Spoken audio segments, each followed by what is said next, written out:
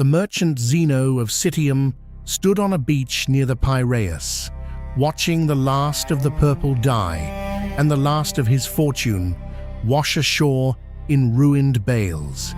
He had left Phoenicia a wealthy man. He was, by the reckoning of that same afternoon, a poor one. What he did next, when a lesser man would have wept or cursed the sea, was to walk inland to an Athenian bookseller's stall and open a volume he did not yet know would rearrange his life. The bookseller's name has not come down to us with certainty, though Diogenes Laertius, who preserved the story some 5 centuries later, tells us the book was the second of Xenophon's Memorabilia, and that Zeno, reading a page or two while sitting on the floor of the shop, was so taken by the portrait of Socrates that he set down the scroll and asked the seller a single question. Where, he wanted to know, do men like this walk today? The bookseller looked up from his ledger, and as chance or providence would have it, at that very moment, the cynic philosopher, Crates of Thebes, was passing in the street.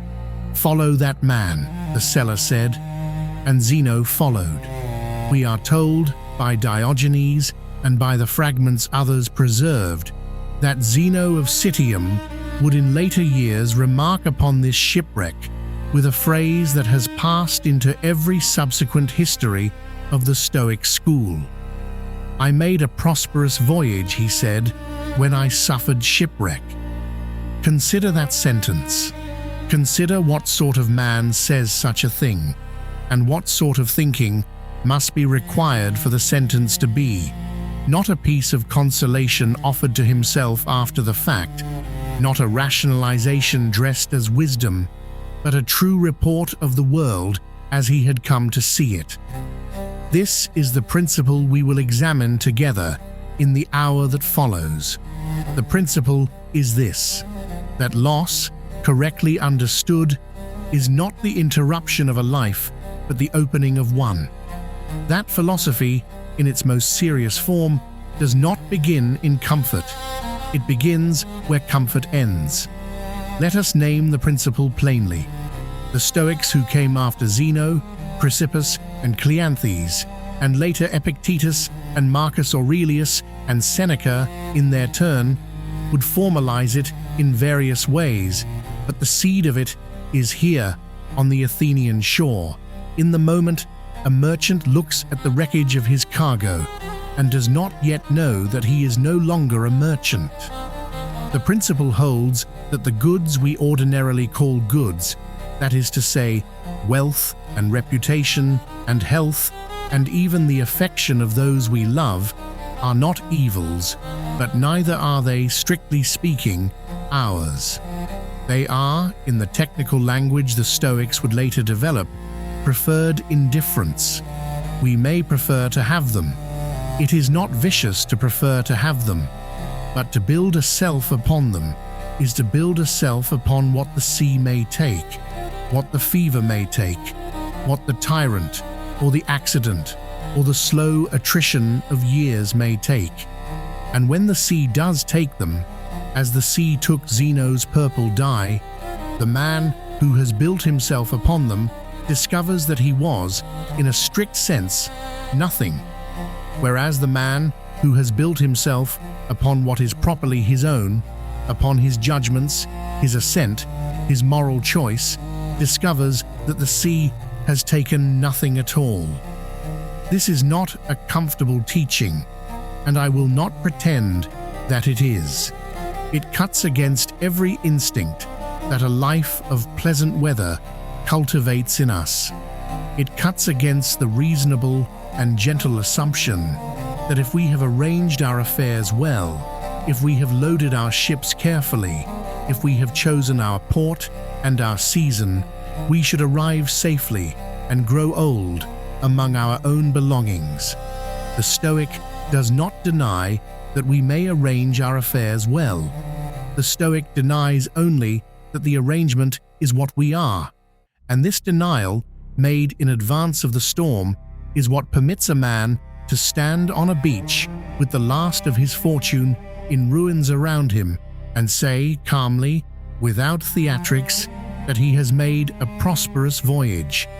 Now, the question you must ask yourself as we proceed is not whether this is a beautiful sentiment. Many things are beautiful sentiments. The question is whether it is true. And to test whether it is true, we must attend to the life of the man who first spoke it, and to the school he founded on the strength of it, and to the specific conditions under which he arrived at his teaching. For philosophy of this kind is not spun from air. It is spun from the particular wreckage of a particular life, and the particular decision taken in a particular afternoon at Athens to walk inland rather than to weep at the shore. Consider, then, the man himself. Zeno was born around the year 334, before the Common Era, in Citium, a Phoenician trading city on the southern coast of Cyprus. His father, Menesius, was a merchant, and Zeno was raised to that trade. This is not incidental. A merchant's son of Citium in the late 4th century learns his letters and his numbers, learns the roots and the currencies, learns the languages of at least 3 peoples, and learns above all the specific psychological posture of a man whose livelihood is always partly in the hands of the wind. To be a merchant of that world is to have accepted, before one has ever thought about it philosophically, that a certain portion of one's life is not one's own. The Stoic teaching, when it came to Zeno later, would not have felt to him like an alien imposition. It would have felt like the formalization of something the sea had been trying to tell him since he was a boy. We do not know exactly when he made the voyage that ended in shipwreck. Diogenes gives us conflicting accounts, as he often does, and the scholars have argued about the date for centuries.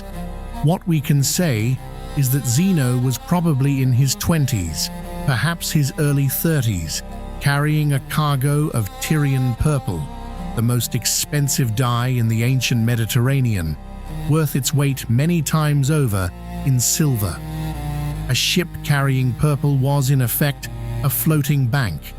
When such a ship went down, or was driven upon the rocks, or lost its cargo in a storm, the loss was not the loss of a season's income. It was the loss of a family's accumulated capital, sometimes across generations. This is what Zeno lost, not the disappointment of a bad year, the undoing of a lineage of careful men. He came ashore near Athens, and this too is not incidental. Had he come ashore at Corinth, or at Rhodes, or at any of a dozen other ports, the story of Western philosophy would be different, because Athens in that year was still, though its political power had long since collapsed, the intellectual capital of the Greek world. The Academy of Plato was in its 2nd generation. The Lyceum of Aristotle was in its 1st. The Cynics were preaching in the streets, dressed in a single cloak, carrying a staff and a wallet, indifferent to what men thought of them. The Epicureans would soon establish their garden.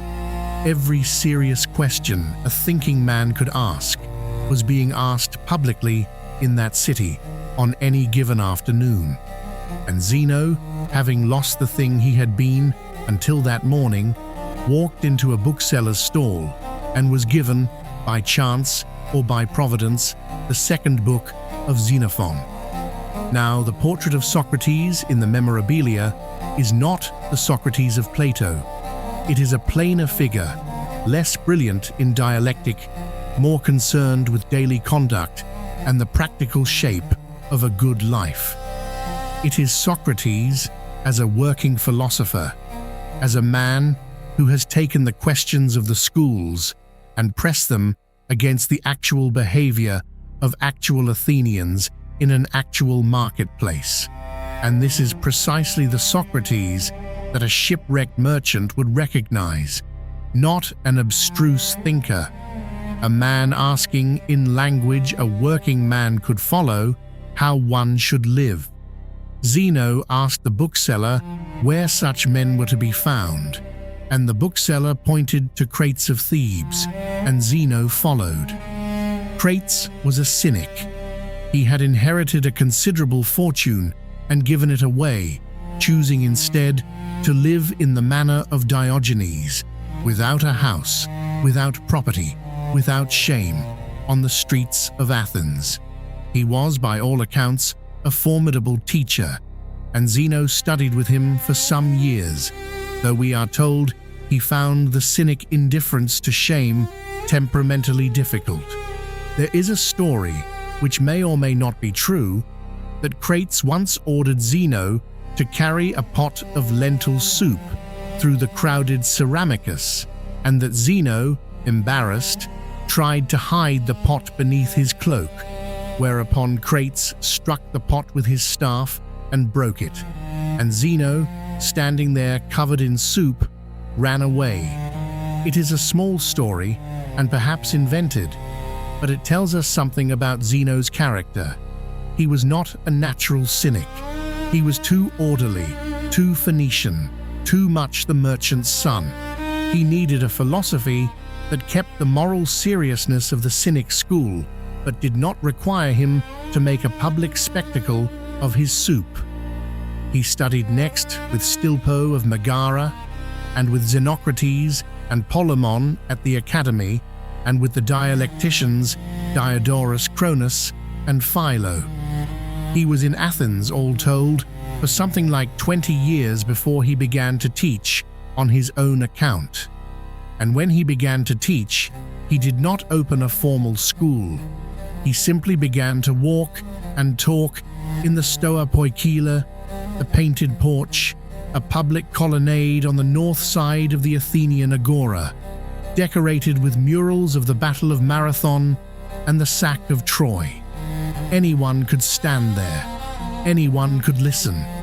The philosophy that would take its name from that porch, stoicism, was born in a public space, open to the weather, open to the passing crowd, without walls, without gates, without fees. This too is not incidental. A philosophy born of shipwreck does not build itself a fortress. Now, how did the principle we are considering, that loss is the beginning of philosophy, actually function in Zeno's life? Not as a slogan he repeated, but as a working structure of thought that shaped the school he founded and the manner in which he lived until his death some 50 years after the shipwreck. Let us look at this closely, for it is here that the teaching earns its authority. The first thing to notice is that Zeno did not renounce commerce or wealth or the ordinary business of living. This is a common misunderstanding of the Stoic position, and it is worth correcting at the outset. Zeno, after his years of study, was by all accounts a respected and even a comfortable figure in Athens. He was honored by the city with a golden crown and a public tomb, granted these honors by decree of the Athenian assembly, which does not happen to a man who has withdrawn from public life. He advised the king Antigonus Gonatas of Macedon, who visited him and wrote to him and reportedly wept at his death. He was not a beggar. He was not a hermit. He had learned from the shipwreck not that wealth was evil, but that wealth was not him, and having learned this, he could hold wealth or lose it without either grasping or grieving. The second thing to notice is that Zeno's teaching about loss was not primarily consolatory. He was not offering to himself or to others a way of feeling better about disaster after the fact.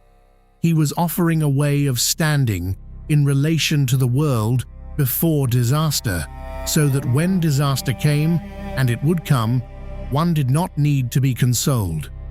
Diogenes Laertius preserves a saying of Zeno's that captures this, that the goal of life is to live in agreement with nature. Cleanthes, his successor, would expand the formula to living in agreement with nature understood as the rational order of the whole. But the seed of the teaching is in Zeno, and it points not toward resignation, but toward alignment. The wise man does not lose because he has understood in advance that what he holds he does not own. The third thing, and perhaps the deepest, is that Zeno taught this doctrine, so far as we can tell from the fragments, without bitterness. His writings, which are almost entirely lost to us, included works with titles like On Life, According to Nature, On Impulse, On the Passions, On Duty, On Law, On Greek Education. These titles suggest a positive philosophy, a philosophy of construction, rather than of complaint. The man who lost the purple dye did not spend his life explaining that the loss had been unfair. He spent his life building an account of what a human being is and ought to do, and the shipwreck functioned in that account as an origin, not as a wound. He said, we are told, that he had made a prosperous voyage when he suffered shipwreck. He did not say that he had endured the shipwreck. He said that the shipwreck had prospered him. Consider what this requires. It requires that a man have available to him, at the moment of loss, a way of interpreting the loss that does not depend on the loss being reversed. Most of us, when we lose something we love, comfort ourselves with the thought that the loss might be recovered, or that some later gain might compensate for it, or that time will dull the pain. Zeno did none of these things. He did not, so far as we know, ever recover his fortune. He did not receive a compensating windfall, and he did not wait for time to dull the pain. He walked on the same day into a bookseller's shop, and by evening he had begun to become the man he would spend the rest of his life becoming. The shipwreck was not the interruption of his life, it was the beginning of it. This is what the Stoic school would later mean by the phrase that the wise man is invulnerable to fortune.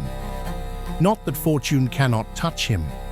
Fortune touched Zeno, and Zeno's father, and Zeno's household, and Zeno's crew, all quite thoroughly. But that fortune cannot reach the thing in him that decides how the loss will be received. Epictetus, writing 300 years later in the Discourses, would put it this way: some things are up to us, and some are not up to us. Up to us are our judgments, our impulses, our desires and aversions. In a word, whatever is our own doing. Not up to us are our bodies, our possessions, our reputations, our offices. In a word, whatever is not our own doing.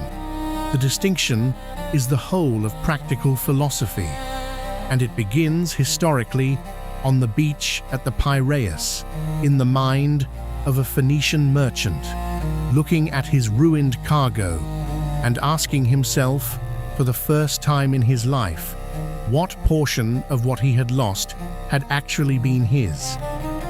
There is a passage in Seneca, in the 9th letter to Lucilius, in which he discusses the wise man's relation to loss. Gamere translates it thus: the wise man is self-sufficient. Nevertheless, he desires friends, neighbors, and associates, no matter how much he is sufficient unto himself. And Seneca goes on to explain that the wise man's self-sufficiency does not mean he does not want these things, but that he can live without them. The example he reaches for is Stilpo, the philosopher of Megara, with whom Zeno studied.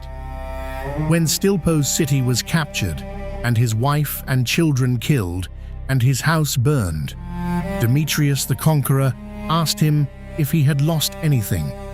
Stilpo replied, "I have all my goods with me." Seneca preserves this story because it captures, more sharply than any abstract formulation could, what the Stoic means when he says that certain things are not our own. Stilpo had lost, by any ordinary reckoning, everything a man can lose short of his own life, and he stood before the conqueror and said calmly that he had lost nothing, because what he called his goods were not the wife, not the children, not the house. They were the virtues of his soul. Now, one must consider this carefully. It would be easy to hear Stilpo's reply and to think it monstrous, a coldness pretending to be wisdom. And it is worth being honest that the Stoic teaching, in its severest form, can shade into that coldness if it is not held with a certain tenderness. Zeno's own life suggests that he did hold it with tenderness. He was, we are told, affectionate toward his students, generous with his time, patient with those who came to him confused.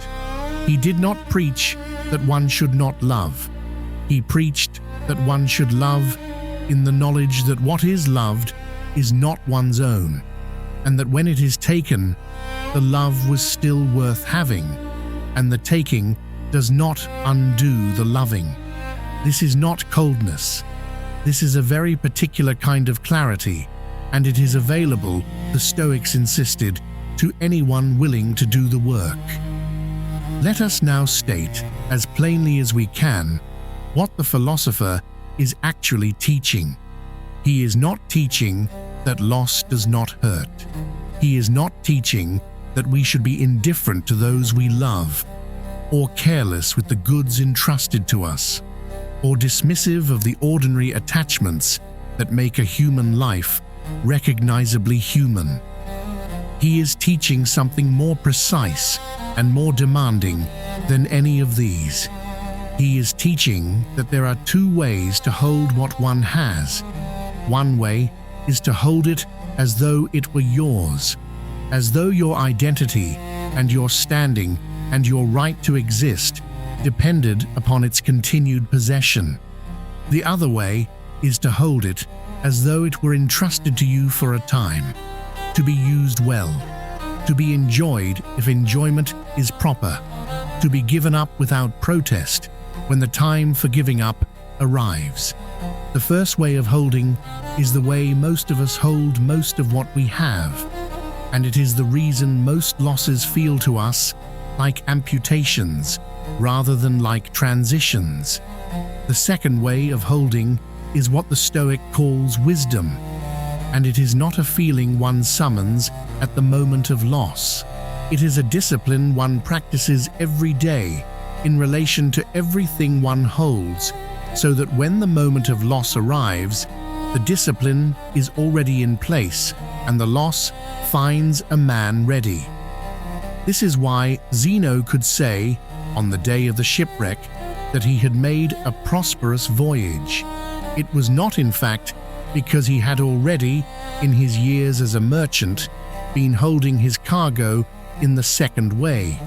It was because the shipwreck itself, in the specific way it landed him at Athens and in the bookseller's shop and in the company of crates, taught him for the first time that the second way was possible. Before the shipwreck, he had held the die as most men hold their goods. After the shipwreck, he began the long labor of learning to hold everything differently. The voyage was prosperous because it delivered him, not to Piraeus with his cargo intact, but to a place from which he could see, for the first time, that his cargo had never been what he had thought it was. The structural lesson, then, is this: every possession, every relationship, every station and office and reputation is a loan. The terms of the loan are not disclosed to the borrower. The loan may be recalled at any time. The wise man does not spend his energy protesting the terms, because the terms are the terms of being alive. He spends his energy using the loan well, and preparing, quietly and continuously, for its recall. When the recall comes, and it comes to everyone, he does not experience it as theft. He experiences it as the completion of a transaction he had always known to be in progress. And this, the Stoics insisted, is not a diminishment of life. It is the enlargement of it. The man who holds his goods in the second way holds them more freely, uses them more openly, gives them more generously than the man who clutches them in the first way. The Stoic is not the man with the smallest life. The Stoic is the man with the widest hands. You have listened long enough now. I will not tell you what to do with what you have heard. I will only leave you with the question that Zeno's Shipwreck asks of every reader who comes to it seriously. Consider what you presently hold, not in inventory, not as a list, but as a felt reality. Consider the things whose loss you would experience as the ending of your life. Consider the persons, the positions, the possessions, the reputations, the small daily comforts, the large hopes for the future. Consider them one by one, and ask yourself of each in turn, whether you are holding it in the first way or in the second, whether you are holding it as yours so that its loss would undo you, or whether you are holding it as entrusted so that its loss, when it comes, would leave the essential thing in you untouched. This is not a question to answer quickly. It is not a question to answer at all, perhaps, in the sense that answers are given. It is a question to carry, to hold itself in the second way, to turn over in the mind on ordinary afternoons when nothing has yet been taken, so that when something is taken and something will be, the turning will already have done its work. Zeno stood on the beach at the Piraeus some 23 centuries ago and looked at his ruined cargo and did not know yet that he had made a prosperous voyage. He would come to know it in the years that followed as he walked back and forth beneath the murals of the painted porch, teaching whoever would listen. The knowing was slow. It required the shipwreck and the bookseller and crates and Stilpo and the academy and the 20 years of study. It required above all that he consent to be taught by the loss rather than to be defeated by it. The consent is what remains for us. The shipwrecks come to every life in one form or another, sooner or later. Whether we consent to be taught by them, or whether we spend our years cursing the wind that took the purple, is not a question the wind decides. It is a question we decide, quietly, in the hours after the water has gone still. Farewell.